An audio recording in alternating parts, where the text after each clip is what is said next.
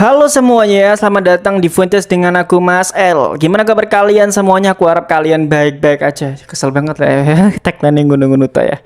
Dan sebelum kita mulai, kayak biasanya kalian jangan lupa subscribe dulu kalau misalnya kalian belum subscribe. Karena subscribe kalian itu penting banget buat perkembangan channel ini dan aku biar bisa dapat uang dari sini.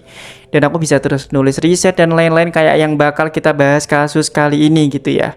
Ini tuh kisah bukan sekedar tentang orang yang kerja di luar negeri cuma cari kerjaan di luar negeri aja gitu, bukan. Ini tuh adalah salah satu misteri modern kriminal atau eksploitasi pekerja migran yang sampai hari ini tuh masih terus jadi perhatian serius yang melibatkan banyak korban dan negara kita itu jadi salah satunya.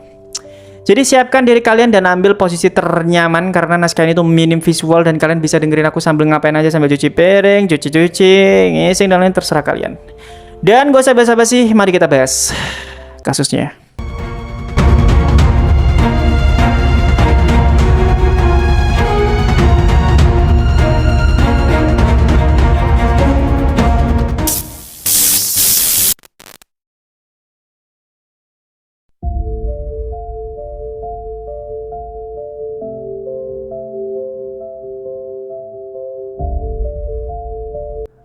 Beberapa tahun terakhir, banyak warga Indonesia yang memilih untuk bekerja di luar negeri. Tapi situasinya di Kamboja itu agak berbeda dari negara-negara tujuan migran lain yang biasanya kita kenal. Menurut Menteri Perlindungan Pekerja Migran Indonesia, yaitu Pak Abdul Kader Karding, lebih dari 80.000 warga Indonesia itu bekerja secara ilegal di Kamboja. Dan ini terjadi karena Indonesia tidak punya perjanjian resmi dengan Kamboja untuk penempatan pekerja migran. Para pekerja ini datang dari berbagai daerah. Kebanyakan dari mereka itu adalah generasi muda, anak-anak muda yang ingin gaji tinggi. Jadi mereka itu berusaha mencari peluang kerja dengan gaji yang katanya terlihat besar dan seringkali juga melalui jalur-jalur yang tidak resmi. Ini yang salah sebenarnya. Ya, bayangkan aja kalau misalkan ada tawaran kerja di Kamboja dengan gaji yang terlihat tinggi dibandingkan dengan daerah-daerah asal kita. Salah satu korban itu bahkan pernah mengatakan dia itu dijanjikan gaji sekitar $611 Amerika Serikat. Berapa juta tuh? Bayangkan, kalian hitung sendiri. Padahal upah minimum di daerahnya ya jauh lebih kecil. Tapi kenyataannya dokumen resmi itu sering tidak lengkap atau bahkan tidak ada sama sekali. Para pekerja diberangkatkan ke Kamboja melalui jalur cepat tanpa melalui lembaga resmi pemerintah atau bahkan badan penempatan pekerja yang sah. Ya karena jalur ini tidak prosedural, pelindungan bagi mereka ya tidak ada gitulah pastinya. Ya gimana mau ada yang identitasnya aja kan nggak jelas, ya pastilah mereka itu bingung gitu kan. Setelah tiba di Kamboja, banyak pekerja Indonesia itu menghadapi kenyataan yang jauh dari janjinya. Beberapa kondisi yang ditemukan antara lain adalah ada korban yang menceritakan, saya itu akhirnya dibawa ke sebuah camp di Kampot dan dipaksa bekerja 12 jam sehari, 6 hari seminggu hanya untuk melakukan scamming online. Salah satu korban itu bahkan meninggal dunia. Salah satunya adalah Aswar. Jadi dia itu pergi ke Kamboja secara ilegal dan kemudian dilaporkan tewas setelah jatuh dari lantai 3 sebuah bangunan. Pemerintah Indonesia itu memperingatkan bagi siapa saja yang bekerja di Kamboja tanpa jalur prosedural atau jalur-jalur yang aman atau sah. Resiko yang dihadapi termasuk eksploitasi, kerja paksa, penipuan, dan persyaratan kerja yang tidak jelas itu benar-benar kuat banget gitu. Jadi kalian itu jangan tergiur dengan gaji yang tinggi, ayolah, jangan bodoh-bodoh banget. Ya aku tahu kita semua itu kerja untuk keluarga, tapi kita ya jangan mengorbankan diri kita lah. Nanti yang disalahin pemerintah lagi gitu kan ya. Dari semua ini itu timbul satu pertanyaan besar. Mereka kan tahu ya resikonya itu besar banget, tapi kenapa masih banyak orang yang memilih pergi ke Kamboja? Jadi aku sudah memilah beberapa faktornya gitu. Yang pertama adalah janji gaji tinggi dan peluang kerja di luar negeri bagi banyak orang, terutama yang tinggal di daerah dengan sedikit kesempatan. Kerja di luar negeri itu dianggap jalan keluar cepat untuk memperbaiki ekonomi diri sendiri atau keluarga. Terus kedua, kesempatan lokal terbatas di banyak daerah di Indonesia. Ya karena upah rendah dan pekerjaan formal sangat sedikit, sehingga tawaran kerja yang menjanjikan di luar negeri terasa sangat menggoda. Ini yang paling banyak sih. Terus lagi ada kurangnya informasi atau kesadaran resiko. Beberapa orang itu tidak tahu bahwa Kamboja itu bukan tujuan resmi pekerja migran Indonesia. Pemerintah juga sendiri telah menegaskan hal ini ya, bolak-balik menggembur-gemburkan kalian itu jangan tertipu sama orang-orang yang nawarin ini dan itu gitulah. Terus ada lagi jalur informal yang terlihat mudah. Jadi prosedur resmi kadang itu rumit dan membutuhkan biaya atau waktu yang sangat panjang atau tinggi. Akibatnya sebagian orang itu memilih jalur cepat melalui perekrutan yang tidak resmi atau teman gitu. Sayangnya jalur ini tuh sangat rawan dan beresiko tinggi, Rek. Ya itu tadilah, jangan gampang tertipu, Rek. Resiko yang dihadapi para pekerja itu tidak kecil dan dampaknya pun juga sangat luas. Beberapa di antaranya adalah kehilangan kebebasan. Jadi para pekerja itu bisa dipaksa bekerja dalam kondisi yang hampir menyerupai kerja paksa.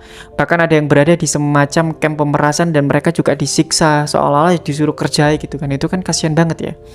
Terus lagi ada bahaya fisik dan juga psikologis. Jadi korban itu bisa mengalami tekanan mental berat, cedera, dan bahkan dalam beberapa kasus bahkan sampai mereka itu disiksa sampai mati gitu ya. Berikutnya ada perlindungan hukum minim. Jadi karena status mereka itu tidak prosedural, akses ke perlindungan hukum baik dari Indonesia maupun Kamboja sendiri itu sangat terbatas. Jadinya ya dari sini ya susah untuk mendeteksi mereka letaknya di mana. Terus yang terakhir ini yang paling banyak, yaitu dampak ke keluarga. Jadi banyak pekerja pergi dengan harapan memperbaiki hidup, ekonomi, finansial. Tapi akhirnya terlantar atau bahkan mereka meninggal. Sementara keluarga yang mereka tinggalkan itu ya trauma atau mungkin mereka mengalami kerugian besar. Pemerintah Indonesia melalui P2MI dan juga lembaga terkait itu sudah mengambil beberapa langkah penting. Mengeluarkan peringatan resmi bahwa Kamboja serta beberapa negara lain seperti Myanmar dan juga Thailand itu bukan tujuan resmi penempatan pekerja migran Indonesia. Pemerintah itu juga menutup atau menyelidiki agen penempatan ilegal yang memfasilitasi keberangkatan ke negara-negara tersebut. Pemerintah juga memproses registrasi pekerja yang menjadi korban atau meninggal di luar negeri, serta berkoordinasi dengan kedutaan dan otoritas di negara tujuan. Dan untuk kita, baik sebagai calon pekerja migran maupun keluarga yang punya saudara berniat bekerja di luar negeri, ada beberapa hal yang penting yang harus kalian ingat atau kita ingat. Yang pertama adalah teliti tawaran pekerjaan. Jadi cek legalitas agen, negara tujuan, kontrak kerja, dan juga jalur resmi yang digunakan. Terus juga jangan mudah tergiur hanya karena gaji besar tanpa kejelasan yang jelas. Gunakan saluran resmi pemerintah atau agen yang terdaftar gitu biar kalian nggak tertipu. Terus jika ada tawaran ke Kamboja atau negara yang tidak memiliki kerjasama resmi, anggap ini sebagai red flag besar. Jadi kalian harus hati-hati kalau misalkan ada saudara, teman kalian yang nawarin kerja dan itu nggak jelas.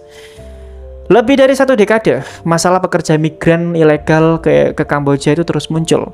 Bahkan hingga saat ini, belum ada solusi yang benar-benar tuntas. Banyak pintu tertutup. Negara kita itu belum punya perjanjian resmi dengan Kamboja, sehingga banyak pekerja jadi bayangan. Dan kebanyakan modus kejahatan seperti penipuan kerja, scamming, dan uang palsu itu terus berkembang. Bahkan ya, korban itu seringkali tidak tercatat, sulit dilacak, dan bahkan sulit dipulangkan dengan aman. Jadi buat teman-teman semuanya ya, apa yang terlihat sebagai peluang di luar negeri itu bisa menjadi jebakan besar. Bukan hanya soal gaji, tapi juga keselamatan, hak asasi, dan juga masa depan kita semuanya. Kamboja mungkin tampak sebagai jalan cepat untuk kita mendapatkan gaji besar atau kita bisa membantu keadaan ekonomi keluarga. Tapi ya kita melihat faktanya itu cukup gelap, berbahaya, dan juga perlindungannya juga minim.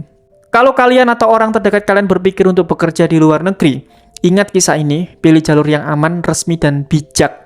Jangan mudah tergiur tawaran dengan gaji besar, atau kalian mungkin nggak tahu bahwa yang sebenarnya menanti kalian di sana itu adalah kejahatan gitu ya. Ya mungkin kalau misalnya kita ambil dari garis besar dari video ini, intinya kita harus hati-hati kalau misalkan kita ingin ada niatan kerja di luar negeri. Kita jangan tertipu sama orang-orang yang nggak jelas gitulah ya. Intinya kita harus masuk dalam jalur resmi aja gitu, jangan jalur yang nggak resmi, itu aja. Ya mungkin itu aja ya. Sekali lagi aku mau menyampaikan terima kasih dan kalian harus tetap waspada dan hati-hati dengan informasi berita yang aneh-aneh saat ini. Dan aku Mas El dan sampai jumpa lagi di video selanjutnya. Bye bye.